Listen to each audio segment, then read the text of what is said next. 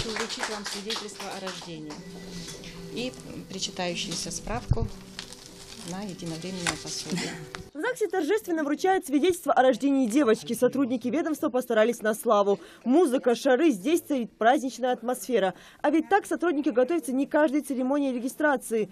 Салиме повезло попасть на конкурс лучшего сотрудника ЗАГСа Ингушетии, приуроченного к 25-летию республики. В рамках проведения конкурса «Лучший по профессии», а также в соответствии с распоряжением правительства Республики Ингушетия от 29 декабря 2016 года у нас в ЗАГСе, мы проводим первый этап этого мероприятия.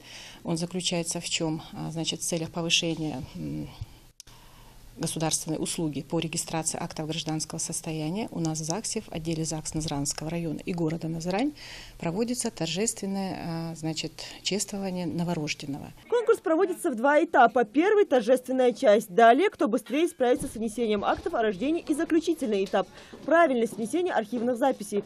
Оценивать проведение конкурса специальная комиссия. В нее входят юристы и специалисты управления госслужбы ЗАГСа. Баллы выставляются по 3 критериям.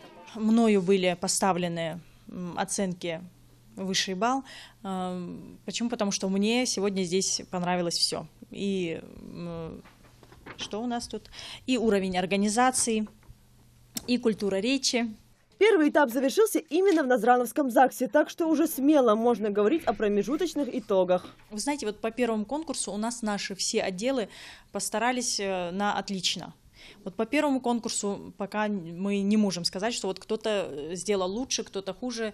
С начала года в Назрановском ЗАГСе зарегистрировано уже 1253 ребенка. Здесь ведется четкий учет каждого. Ежедневно сюда приходят с просьбой поменять имя, чаще статус. В брак с начала 2017 года вступили около 300 молодых людей. Правда, не факт, что это полная статистика. Как правило, многие в ЗАГСе регистрируются не сразу. К нам, приходят наши граждане, когда они уже состоят в фактических брачных отношениях, после того, как они сыграют свадьбу.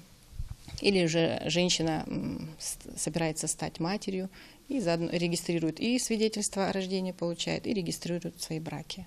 Второй этап конкурса стартует 16 марта. Тогда же подведут итоги и наградят победителей. Занявшие первое и второе места получат дипломы и денежные премии в размере 10 и 5 тысяч рублей. Зульфия Мислаурова, Рахман Цуров, Новости 24.